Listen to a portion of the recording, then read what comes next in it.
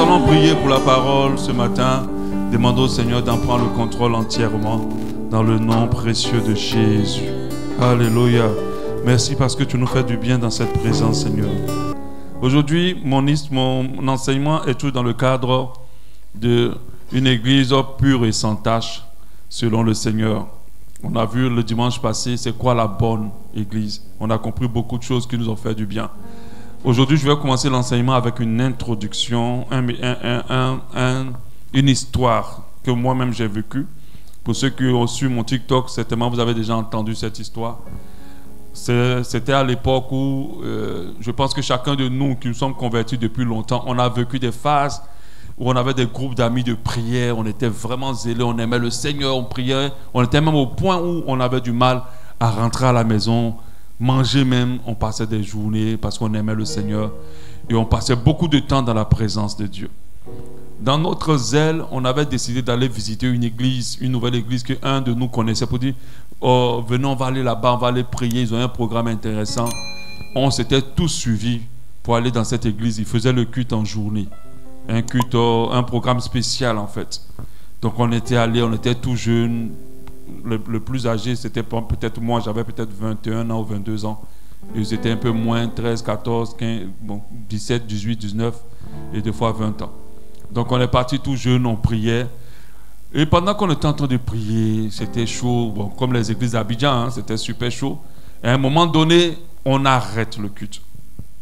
Bon, on s'est dit, bon, pourquoi on arrête le culte? On voit les gens maintenant, le dirigeant avec une femme et certaines personnes étaient en train de parler. Qu'est-ce qui se passe? Pourquoi on peut arrêter un culte? Pour quelle raison? Donc on arrête le culte.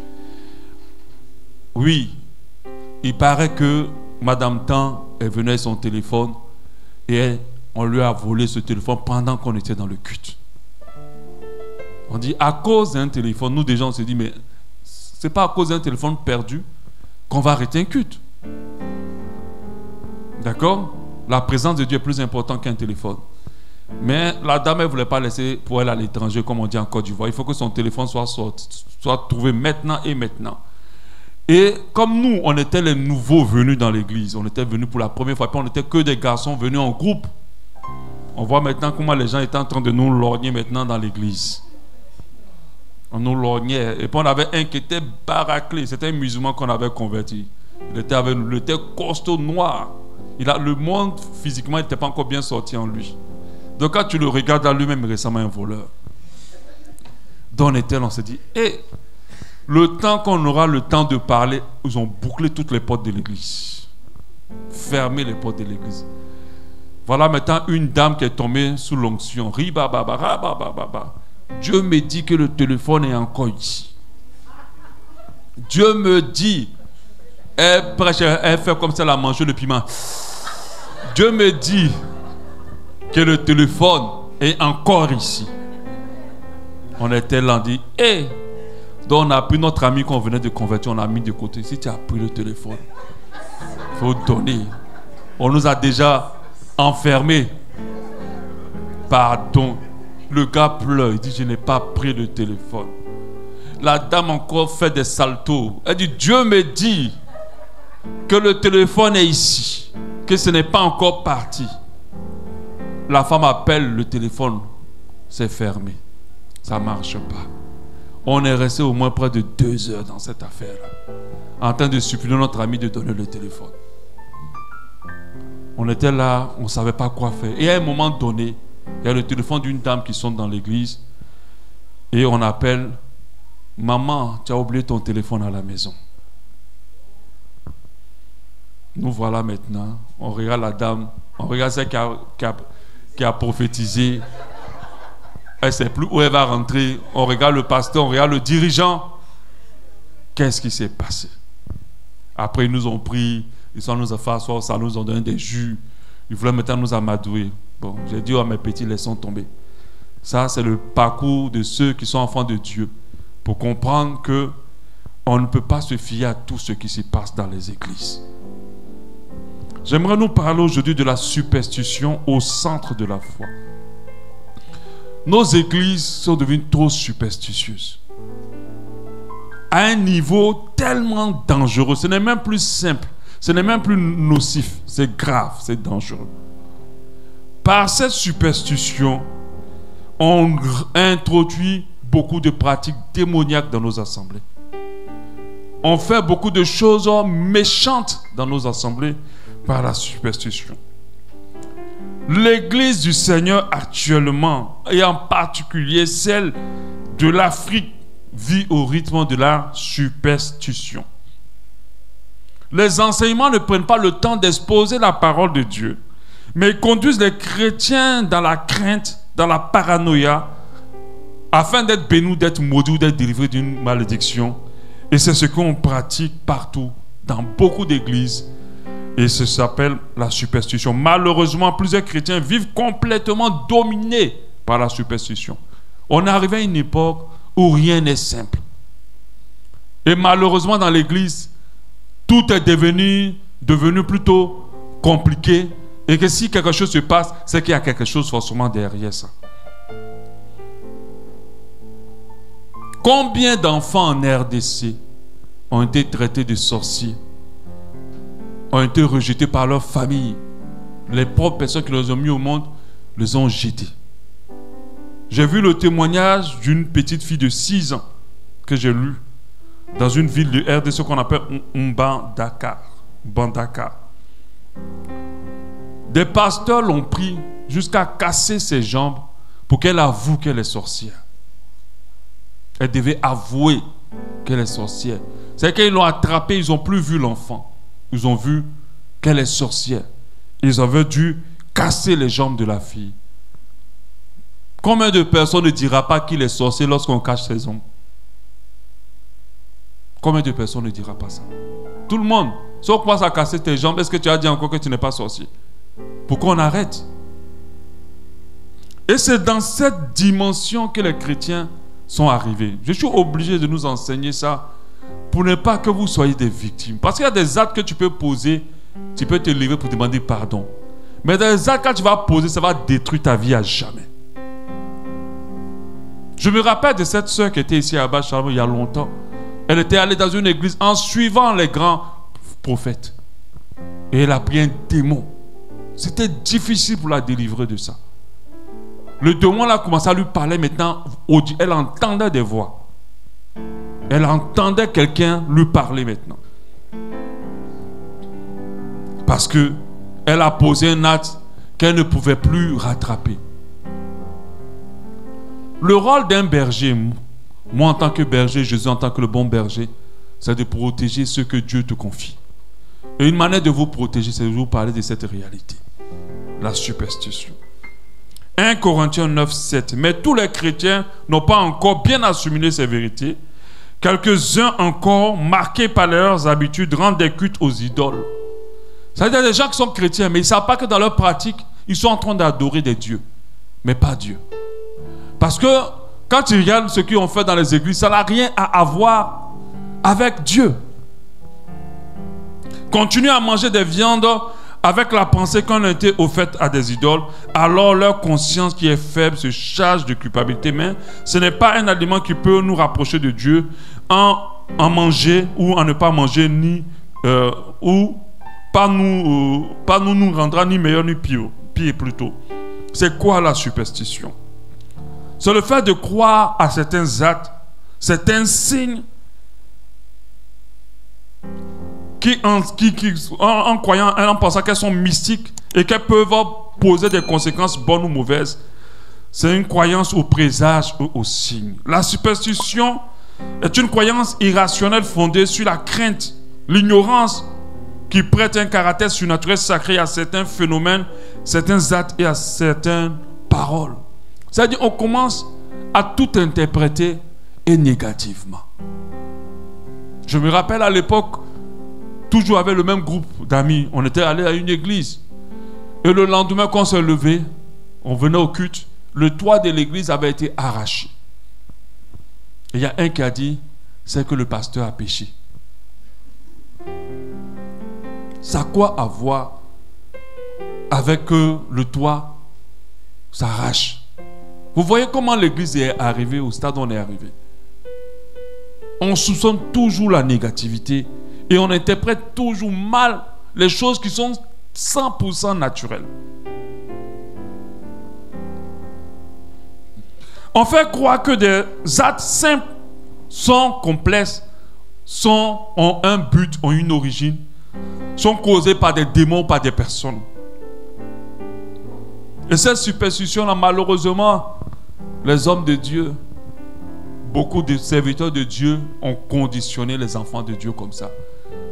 De telle sorte que quand tu reçois quelqu'un qui est dans les problèmes et quand tu lui parles simplement, il a l'impression que tu n'es pas un vrai homme de Dieu.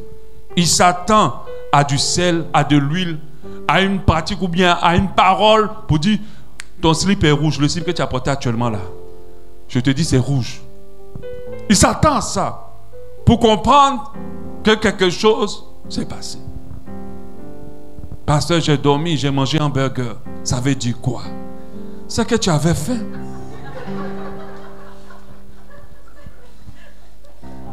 Oui, c'est à ce stade-là que l'église est arrivée. C'est que tu avais faim, tu avais envie, achète, tu tiens 3000, va acheter un hamburger.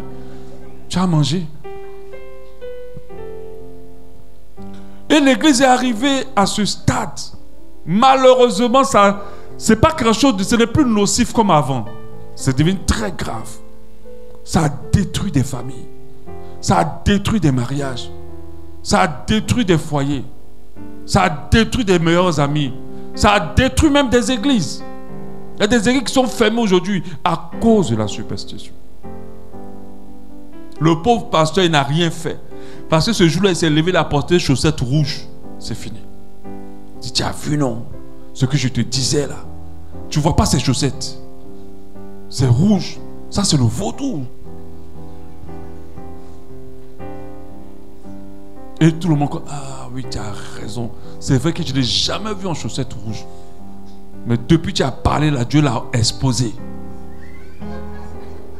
Ne riez pas, c'est comme ça vous êtes.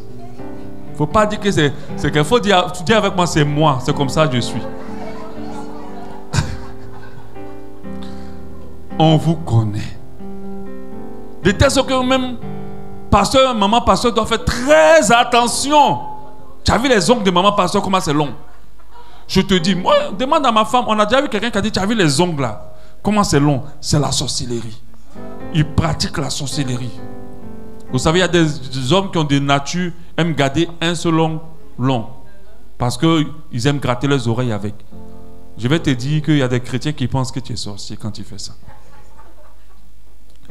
On avait quelqu'un qui nous a dit, tu vois l'ongle là, c'est la sorcellerie. La superstition.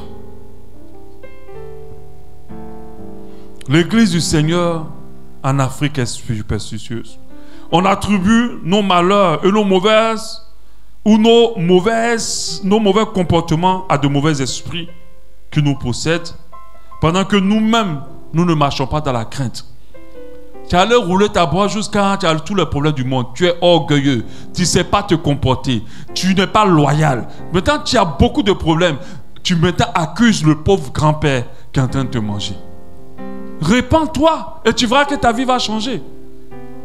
La personne finit de faire toutes les bêtises du monde et toi, l'homme de Dieu, tu te mets devant lui pour dire que c'est son papa qui le mange. Mais tu ne vois pas les conséquences de ses actes. Dans la vie, là, c'est une question de retour. Si tu fais du mal, si tu ne te comportes pas bien, tu vas avoir beaucoup de choses qui te reviendront. Tu fais du mal aux gens et tu t'assois. Maintenant, quand tu es malade, presque à mourir, tu as roulé ta bosse quand tu as le VIH. On va dire non, c'est le VIH mystique. Si tu étais vierge, on l'aurait compris. Mais vierge, là même, on peut dire merci à vierge. C'est tunnel. Tellement tu as roulé ta bosse. Et puis tu viens dire que c'est VIH mystique. Vous voyez comment la superstition. Et quelqu'un s'asseyra devant toi pour dire, cette maladie-là, elle n'est pas simple. Tu te reconnais quand tu le dis à chaque fois. Cette maladie-là, elle n'est pas simple. C'est quelqu'un qui t'a lancé fusil nocturne, sans tenir compte de comment toi tu as vécu. Avant de parler de la part du Seigneur, apprenez à connaître la vie des gens. C'est pour ça que quand tu rentres dans mon bureau là, peu importe ce que tu vas dire là, tu vas m'expliquer d'abord ta vie. Parce que c'est sur la base de ça qu'on saura qu'est-ce qui te revient négativement. Alléluia. On fait les bains, faire des bains, des huiles, des pommades, pratiques mystiques, boire des choses bizarres, de l'hysope, pour se débarrasser des malédictions. Vous qu'on a lavé dans les églises là, vous qu'on a lavé dans les églises, est-ce que vous trouvez ça normal qu'on vous lave? Qui on a déjà lavé à l'église? Levez la main. Faites très attention. Vous partez pour qu'on vous lave. Vous partez pour qu'on vous met l'huile. Qui a déjà utilisé l'huile d'onction? Lève ta main.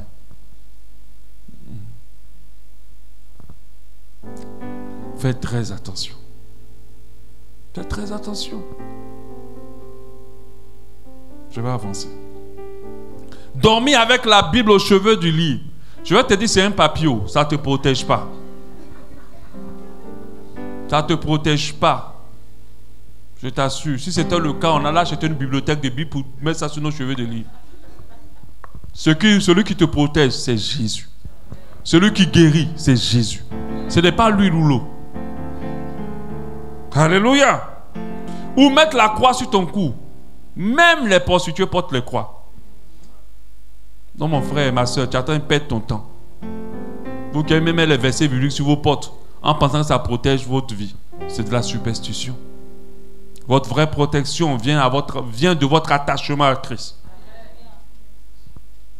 Parce que vous êtes caché en lui, personne ne pourra vous entendre. Se balader avec le citron, d'autres le font. La superstition, c'est d'idolâtrer les hommes de Dieu. Avoir peur de leur pointer leur mauvaise acte du doigt, de peur d'être maudit. Ah, on ne parle pas comme ça d'un homme de Dieu. Oh, fais attention. Oh, moi je ne veux pas la malédiction. Il est qui? On l'a poussé aussi comme toi pour sortir du ventre. On dit homme de Dieu, on n'a pas dit Dieu. C'est de la superstition d'avoir peur. Tu ne peux pas parler de lui, c'est le pasteur. Fais attention à ce que tu dis. Oui, respectons les hommes de Dieu. Mais si un homme de Dieu est en train de déraper, ayez le courage de lui dire, pasteur, on n'est pas d'accord. Ce que tu fais n'est pas dans la parole de Dieu. Ayez le courage de le reprendre selon le Seigneur avec amour. Mais on ne parle pas. Vous-même, vous voyez des choses flagrantes qui ne font rien à voir avec la parole de Dieu. Et vous taisez. Et dès qu'un a le petit courage de dire, ah, mais tu as vu ce que la foi aujourd'hui là? Non, non, non, non, non, non. Donner des offrandes et des dîmes en ayant en esprit de la bénédiction ou quand on ne donne pas la malédiction. C'est de la superstition. Parce que la superstition va t'amener à te concentrer sur tes actes et non pas à te concentrer sur Christ. Penser qu'une personne sale, vieille ou infirme est un sorcier, c'est de la superstition. Nos pauvres grands-pères sont accusés à tort dans nos familles. Les pauvres papas et les pauvres mamans, parce qu'ils n'ont pas réussi, ils sont accusés à tort. Quand tu es pauvre, on va dire que tu es sorcier. Quand tu es riche, on va dire que tu es dans la loge. Est-ce que notre Jésus n'élève pas dans la richesse? De telle sorte que quand les gars vont te rendre visite, ils ne boivent pas ton eau. On pousse de là boire. Non, non, on n'a pas soif. On donne la main, on n'a pas faim. Oh, mais l'État reste dormi, tu vas rentrer demain. Ah non, non, non, non, non. Ça, il faut que je rentre. Parce que dans sa tête, il va me sacrifier. C'est la superstition. Alléluia. La personne a gagné sa richesse naturellement. Je n'ai pas dit que le mysticisme n'existe pas. Mais faisons attention. Soupçonner constamment des activités démoniaques. Soupçonner constamment des activités démoniaques. Très peu de chrétiens, dès qu'ils ouvrent les portes et puis voient un oiseau qui est rentré dedans, ils vont se dire, bon, c'est juste un oiseau qui s'est perdu. Ce n'est pas jeûne de 4-5 jours qu'ils vont faire après. Alors appelez l'homme de Dieu, il y a un oiseau qui est rentré dans ma maison. Oh. Les sorciers du village, oh. Ils ont envoyé leur émissaire. Non. Mais il y a des oiseaux qui peuvent se perdre. Et puis tu as ouvert ta fenêtre et les rentrer. Et puis il n'y a rien de plus. Tu le prends, tu le jettes. Et puis vous savez une chose, hein? Banaliser les actes des ténèbres nous permet de détruire la puissance de ces actes. De la manière dont tu considères les choses, c'est comme ça qu'elles ont l'effet sur toi. Ah oui. Si je me lève le matin que je vois qu'ils ont attaché œufs dans sa tête devant ma maison, je prends, je jette, j'avance. Je ne vais pas aller appeler un homme de Dieu pour demander une délivrance, une protection. De la manière dont j'ai négligé, c'est comme ça aussi la chose va rester petite. Elle n'aura pas d'effet sur ma vie. Mais le superstitieux va se sentir en danger. Soupçonner constamment. Les prières de combat à ne point finir. Les travails spirituels qui ne disent pas leur nom.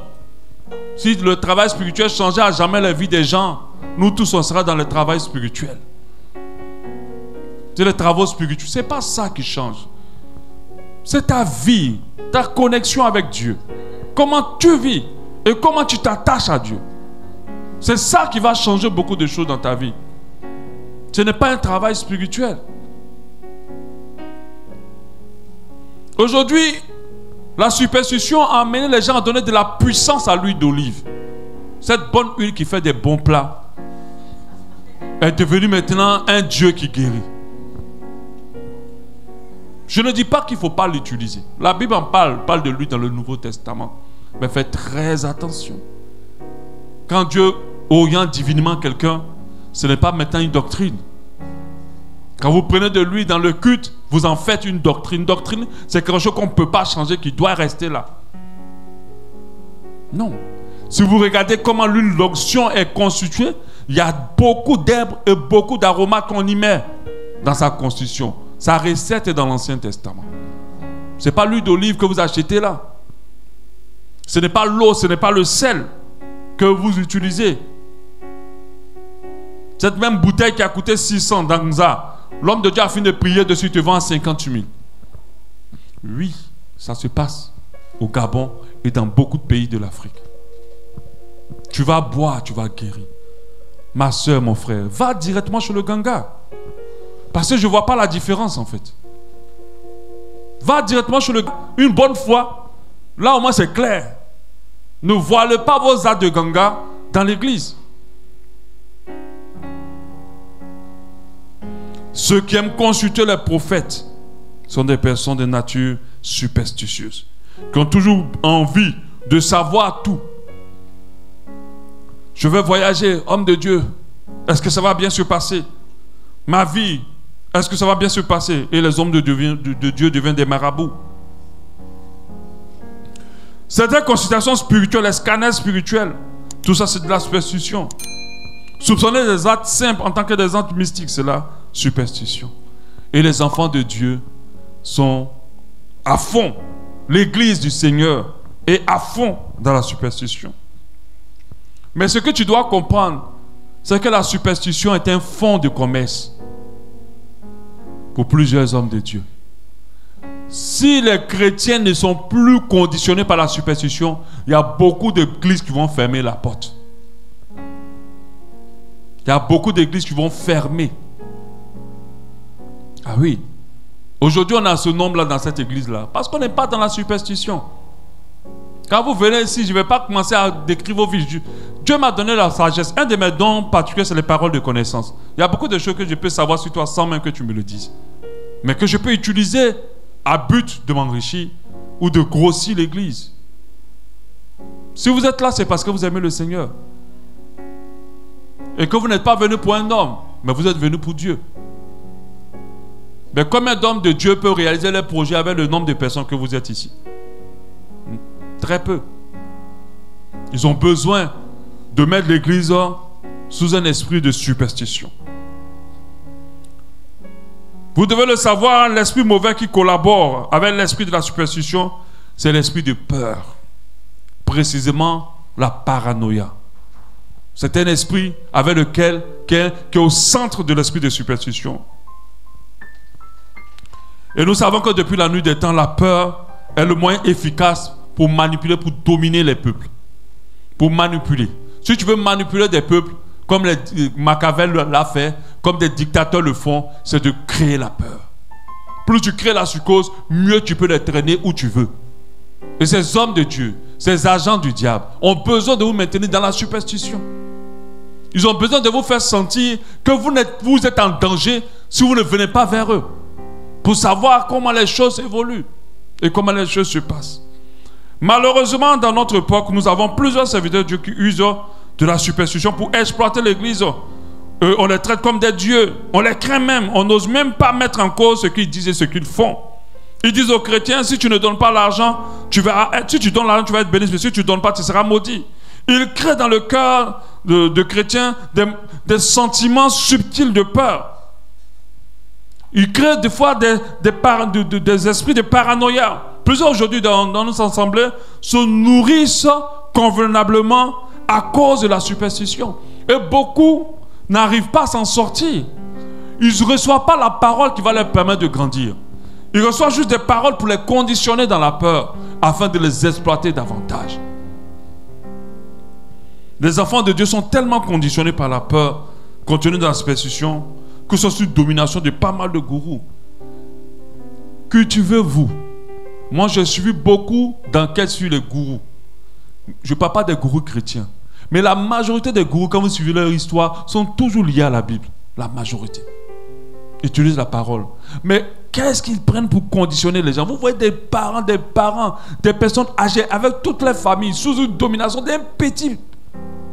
Par exemple, le gars qui a tué la femme de Polonsky, je ne sais pas quoi là, Manson, quelque chose Manson, un truc comme ça. Je ne sais pas si vous avez entendu de lui, parler de lui. Aux États-Unis, c'est l'une des plus grosses sectes. Il travaille avec les hippies. Et c'était la superstition. Il a conditionné les gens au point qu'il les a tellement lavé le cerveau qu'ils sont allés assassiner quelqu'un sous sa recommandation. Éventrer la pauvre femme enceinte, déchiqueter l'enfant dans le ventre et la tuer.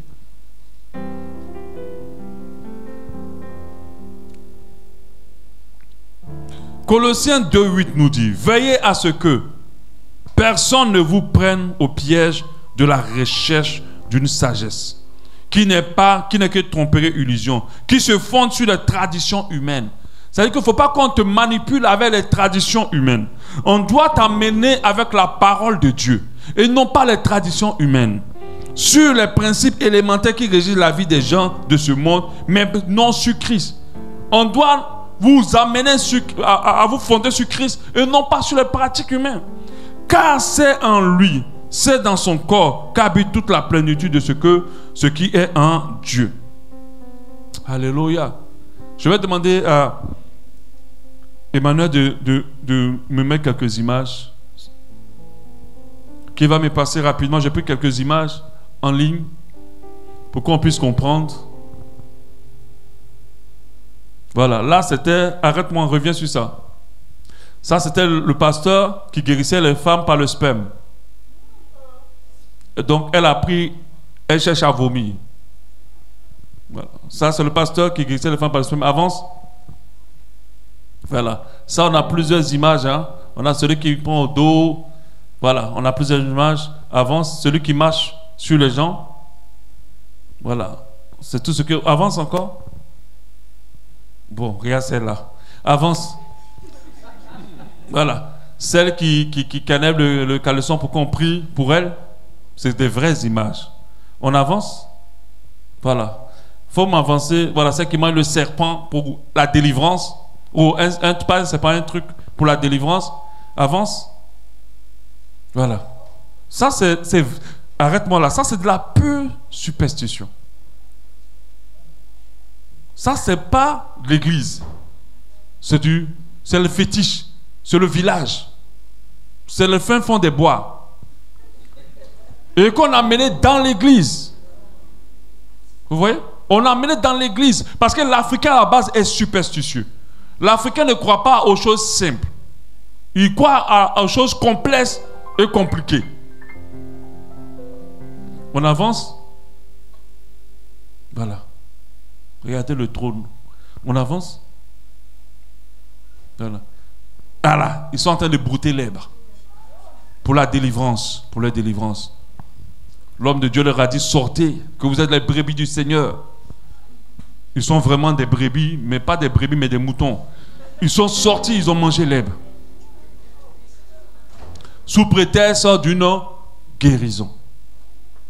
Combien de femmes se sont fait coucher parce que le pasteur leur a dit, mon sperme va te guérir, va te permettre d'avoir l'enfant. C'est un sperme royal, c'est un sperme onctionné.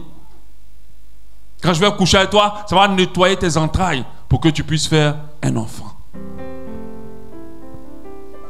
Est-ce que les femmes là, elles sont bêtes? Non. C'est parce qu'elles sont sous une domination. Et cette domination, c'est la superstition. Elles croient aux choses bizarres. Tant que c'est bizarre, elles se disent c'est ce qui va marcher. Mais quand c'est simple, elles disent il n'y a rien dedans. Elles se disent il n'y a rien. En quoi la superstition est dangereuse? En quoi cela peut être mauvais pour nous les enfants de Dieu? Comprenons déjà que dans la superstition, il y a un lien puissant, c'est le lien de la peur. La peur, c'est le contraire de la foi. Alléluia. Ce qui va te pousser à prendre une pour te badigeonner, c'est de ne pas croire que Christ peut te guérir sans cette huile. Alléluia. Ce qui va te pousser à aller prendre de l'eau pour boire, pour je ne sais pas pour faire quoi, c'est ce qui va croire que Christ ne peut pas te guérir sans. Vous savez, Jésus n'a besoin de rien pour opérer dans nos vies. Il a guéri un par la boue. Il a guéri l'autre en se lavant 7 fois. Il a guéri l'autre avec telle chose, selon qu'il est conduit par le Seigneur. Mais et la dame qui avait la perte de sang de 12 ans, elle a juste touché le Seigneur. Et quelque chose s'est produit. Faisons la différence en nos pratiques du village et l'église. Faisons la différence en nos pratiques de ganga. Parce qu'il y a d'autres, elles ont tellement pratiqué les gangas, quand ils viennent à l'église, c'est la même chose qui continue. Et il y a certains mecs qui rendent leur pasteur ganga. Le pasteur veut faire l'œuvre, mais tellement il voit que ça ne passe pas, il est obligé, parce qu'on va vouloir lui demander quelque chose de différent et d'extraordinaire. Les 5 grands dangers de la superstition. Le premier danger, c'est l'esprit de peur, comme je l'ai déjà dit. Ça va te pousser à agir par la peur. Et nous savons que la peur favorise les démons. La peur favorise les ténèbres. Les ténèbres agissent par la peur. C'est l'un de leurs puissants outils qu'ils utilisent. C'est pour ça que les démons ne sont pas beaux. Les démons sont effrayants. Alléluia. Les démons sont effrayants. Par leur apparence, ils ont besoin de ta peur pour agir dans ta vie. Si tu crois que quelque chose qui t'est arrivé est dangereux pour toi, alors cela va être comme tu l'as cru. Alléluia. Si tu t'es levé et que dans ton rêve on t'a poursuivi, tu as fait du footing, tu te lèves, tu dis, ah Seigneur, merci pour le footing nocturne que j'ai fait. Et puis tu avances. Mais si tu te dis que, ah, mais qu'est-ce qui s'est passé? Eh, les sorciers du village. Mon frère, tu seras déjà dans leur marmite avec les oignons. Parce qu'il sera fait selon ta foi. La meilleure manière de terrasser les ténèbres, c'est d'abord de commencer à minimiser leurs actes. N'accorde pas de la valeur aux choses des ténèbres. Même si c'est vrai, minimise. Ça ne va pas arriver quelque part. Alléluia. Quand nous sommes guidés par la crainte, le diable nous contrôle. La peur attire beaucoup de malédictions. Dans la superstition, il y a en effet une manière de pouvoir avoir peur. La peur est une forme de foi. Mais c'est la foi aux choses mauvaises. Parce que nous, on croit toujours en quelque chose. Par la foi, on espère au meilleur. Par la peur, on espère au pire. On croit toujours en quelque chose. Alléluia. Job a dit en Job 3, 25, ce que je crains, c'est ce qui m'arrive.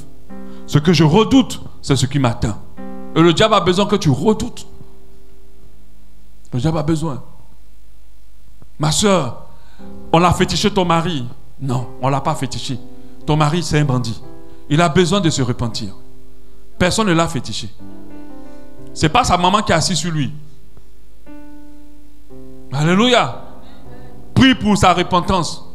prie pour qu'il soit délivré. Parce qu'il est encore il est faible dans sa chair. Si tu pars dans ce niveau-là, tu te donnes les moyens de sortir ton mari de son état. Alléluia. Parce que dans le spirituel, une femme ne peut pas être plus forte que celle qui l'a mis au monde. Tu ne peux pas être plus forte que la femme qui a poussé ton mari du dehors. Tu ne peux pas.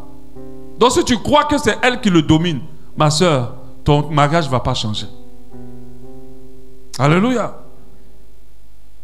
C'est dangereux d'être conduit par la peur, non pas par la foi, non pas par l'assurance et la quiétude. Donc l'un des dangers de la superstition, ça ouvre la peur, la porte à la peur. La peur, c'est l'instrument principal du ténèbre. De la même chose que la foi, c'est l'instrument principal du ciel. Parce que rien n'est possible sans la foi. Mais rien n'est possible des ténèbres dans ta vie sans la peur. Si tu rentres dans la paranoïa, tu vas donner plus de force aux ténèbres. Et les ténèbres vont beaucoup agir dans ta vie. Mais comme tu écoutes cet enseignement, au nom de Jésus, tu seras libéré. Danger 2. La perte de la liberté en Christ. La superstition nous met dans une condition d'obligeance de faire, de peur d'être maudit ou de ne pas être béni ou d'être attaqué. Donc, il n'y a plus de liberté de faire. Elle nous impose de faire ce qui nous ramène clairement à nous mettre sur des jougs de la loi. En Christ, nous sommes appelés pour agir librement dans la liberté. Si quelqu'un te dit, si tu ne fais pas ça, des choses vont t'arriver, sache que ce n'est pas quelqu'un qui parle de la part du Seigneur. Amen. Sache que ce n'est pas quelqu'un qui parle de la part du Seigneur. Quand la personne vient de te consulter pour dire que, oh, je ne sais pas, mais Dieu me dit que tu dois faire ça, ça, ça, ça pour qu'il te délivre. Et tu te dis, mais si je ne fais pas ça, qu'il ne va pas me délivrer. Tu es dans une position de peur. Faisons attention. Nous devons être libres. Galates 1, 5:1. C'est pour la liberté que Christ nous a affranchis. Demeurez donc fermes et ne vous laissez pas mettre de nouveau sous le joug de la servitude. Demeurez fermes. C'est-à-dire, ne vous amusez pas avec votre liberté en Christ. Ne laissez pas les gens vous mettre un truc sur la tête pour vous imposer une vie ou bien pour vous imposer d'être comme eux veulent que vous soyez. Et des fois, c'est dans ça que plusieurs tombent dans les jougs. La superstition est un joug. C'est un joug du diable. Il n'y a pas de liberté dans la vie de celui ou de celle qui est esclave de la superstition. Mais cette personne traduit tout négativement. Elle pense tout négativement. 3, danger 3. La superstition nous pousse à ne plus nous baser sur la parole de Dieu. Ça tue la foi. Ça tue la foi. Est-ce que vous savez ce que c'est qu'un enfant de Dieu? Est-ce que vous savez ce que c'est que celui qui a reçu Jésus? Ce n'est pas une petite personne. Ni dans le monde physique, ni dans le monde spirituel. Quand tu es superstitieux, tu commences à oublier ton identité. Des fois, tu crois à des choses qui normalement ne peuvent pas t'effrayer. Ne doivent même pas t'effrayer. Un chrétien aujourd'hui se trouve à ne plus visiter quelqu'un parce que la personne est sorcier. Mais entre toi et le sorcier, qui doit avoir peur de qui? Il ne peut même pas que la personne dorme chez lui parce qu'il dit que cette personne-là, elle va venir me faire du mal. Mais entre toi et cette personne, qui? Je vois qu'il y a une lutte dans l'esprit de beaucoup de personnes. On dit, ah, mais il faut être prudent, on ne sait jamais. C'est la superstition. Si Dieu te convainc de prendre quelqu'un, d'aider quelqu'un, vas-y. Parce que celui que tu portes en toi est plus grand que tous ceux qu'ils ont rassemblés en lui. Il n'y a pas de possibilité de comparaison, de concurrence. Et toi, tu dois être conscient de cela. Quand on est superstitieux, on n'est plus basé sur la parole de Dieu. On se base maintenant sur ce qu'on voit. On traduit négativement ce qui se passe. On traduit tout négativement. Et malheureusement, on pêche. Parce que si tu accuses quelqu'un de quelque chose qu'il n'a pas fait, devant le Seigneur, tu as péché. Alléluia. Devant le Seigneur, tu as péché. Amen. Devant le Seigneur, tu as péché. Et ce n'est pas bon.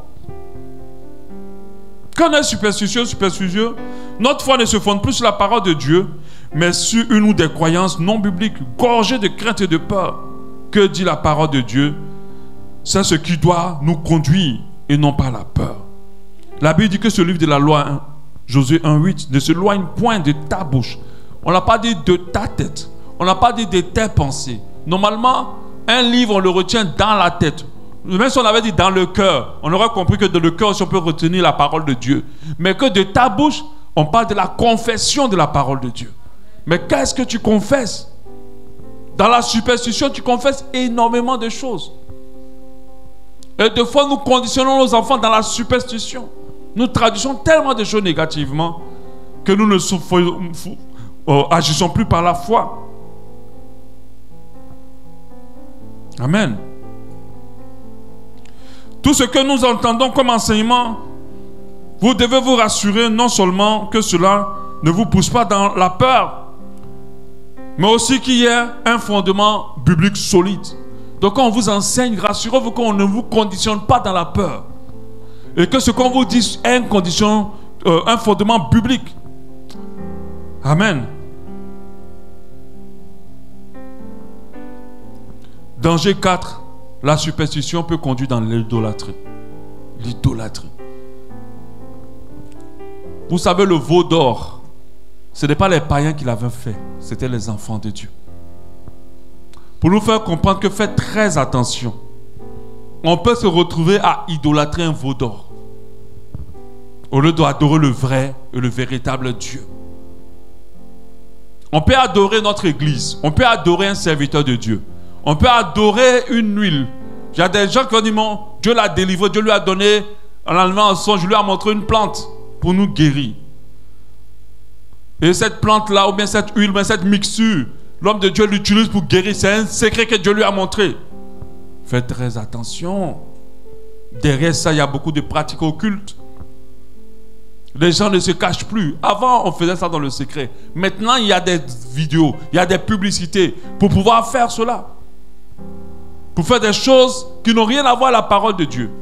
Est-ce que vous savez que notre Dieu, il est simple? Il n'est pas dans la complication. Donc, on peut se retrouver à idolâtrer, à être dans l'idolâtrie. Ésaïe 2,6. Tu as abandonné ton peuple, la communauté de Jacob, car il est envahi par les superstitions qui viennent de l'Orient. La Bible dit, le peuple de Dieu est envahi par les superstitions qui viennent de l'Orient.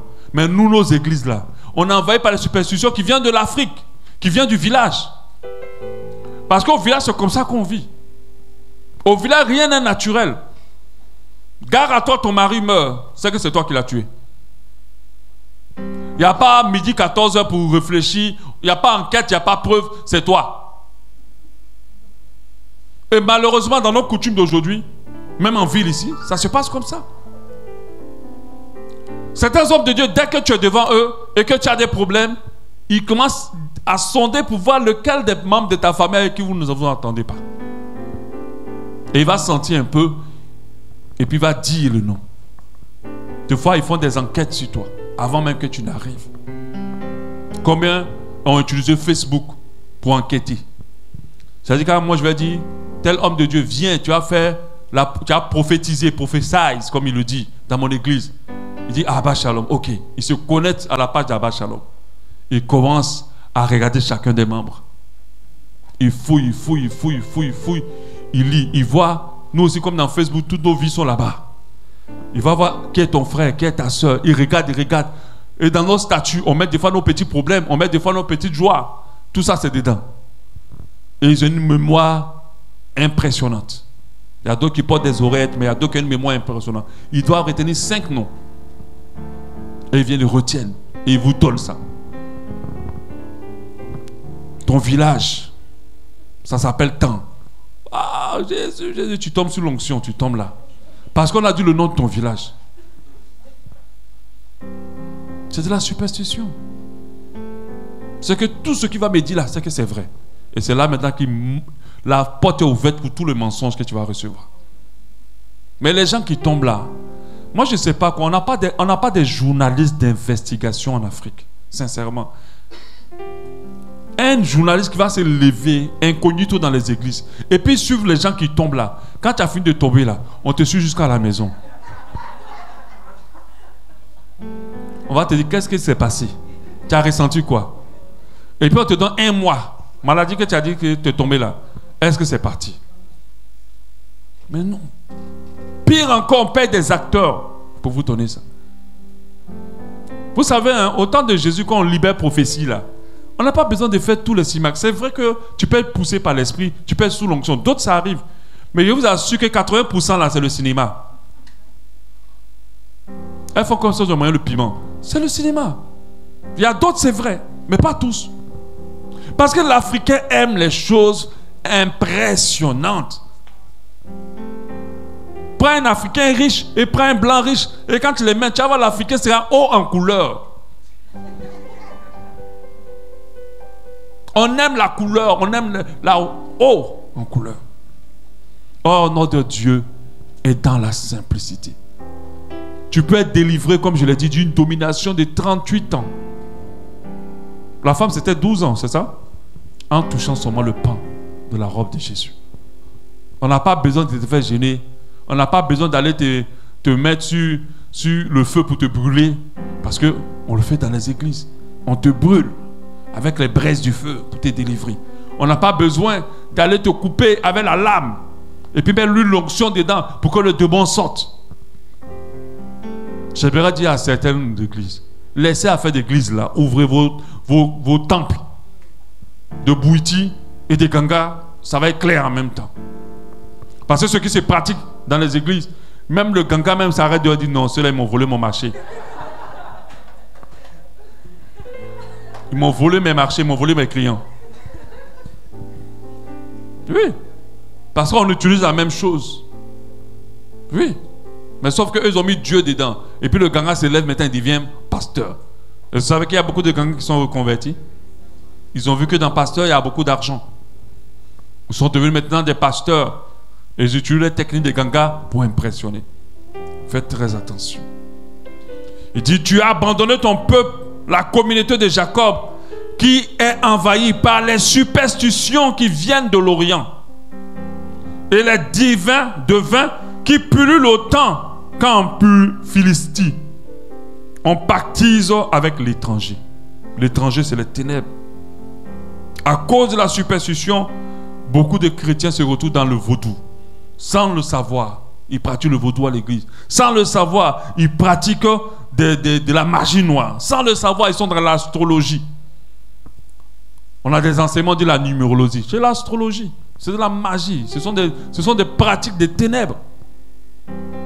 Je dis, avec la Bible, là, tu peux manger quelqu'un en sorcellerie avec ça. On peut faire tout avec la Bible.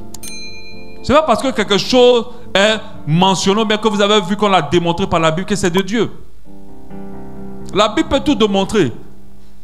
Je ne peux pas œil pour œil, puis dent pour dent, et puis te détruire. Parce que la Bible dit œil pour œil, dent pour dent. Mais la Bible n'a pas dit ça. S'il m'a fait du mal, moi je dois rembourser. Amen. Ta copine peut t'arracher ton mari pour dire, mais tu n'as pas vu comment Abraham a pris Agar. Hein? Donc laisse-moi t'aider. On peut tout justifier avec la Bible. Mais la Bible là, le test là, c'est pas ça la parole de Dieu. Il y a la Bible et puis il y a la parole de Dieu. C'est deux choses distinctes. La parole de Dieu, c'est sa pensée. C'est comment ce qui est écrit dans la Bible veut dire. Et ça, c'est différent. La superstition donne trop de pouvoir aux ténèbres. Je l'ai dit tout à l'heure. Quand tu es superstitieux, tu rends Satan fort dans ta vie. La superstition détruit trop de relations et de familles, comme je l'ai dit. Je ne sais pas avec qui tu t'es séparé, parce que tu as soupçonné que c'est lui qui te mangeait, parce que tu as soupçonné que c'est lui qui veut te détruire. Mon frère, ma soeur, le diable est en train d'avoir la victoire sur la relation que Dieu t'a donnée. N'aie pas peur. Tu as le plus grand en toi. Restaure cette relation. Visite cette personne. Dors même sur son lit. Rien n'arrivera. Alléluia. Si cette personne dans les ténèbres, le fait que tu minimises ses capacités va minimiser son impact sur toi. Mais les personnes qui sont les superstitieux là, c'est qu'ils ont tous les démons du monde. Ceux qui font attention à tout là, c'est qu'ils ont toutes les maladies du monde. Vous ne remarquez pas? Ceux qui voient le diable partout là, c'est eux-mêmes qui ont le diable assis sur leur vie. Alléluia. Soyons simples, comme la Bible dit, comme des colombes. Arrêtons à voir les choses simplement. Aimons les gens. Vous pouvez haïr quelqu'un que Dieu a amené vers vous à cause de la superstition. Vous pouvez éloigner quelqu'un que Dieu a amené vers vous à cause de la superstition. Vous pouvez détruire votre vie à cause de la superstition.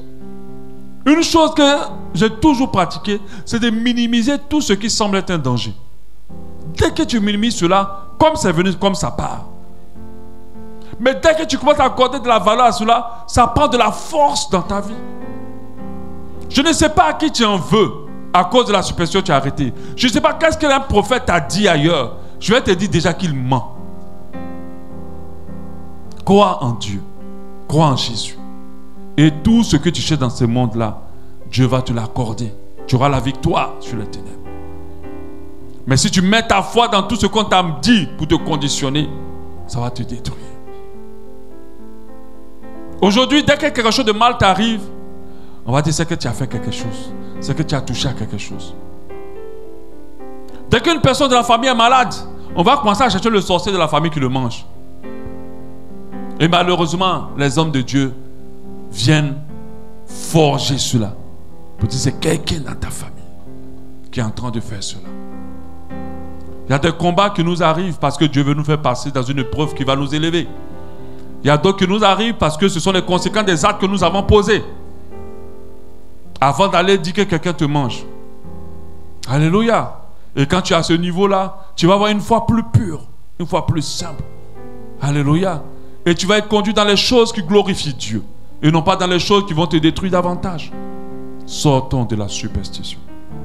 Amen. Et fuyons tous les croyances ou les églises ou les choses où on te met dans ce genre de conditionnement. Croyons à la puissance de Dieu. La petite foi que nous avons, parce que nous n'en avons pas beaucoup, mettons-la entièrement à la parole de Dieu. Il y a ses promesses. Ne la mettons pas à croire qu'un sorcier peut nous bouffer. Ne la mettons pas à croire que quelqu'un peut nous détruire. Ne la mettons pas à croire que les réclamations, la famille, nous tous on ne se marie pas. Est-ce que tu connais le nombre de familles qui ne se marient pas et des gens se sont mariés dedans? Nous on ne réussit pas. Ou bien on ne peut pas aller loin. Mais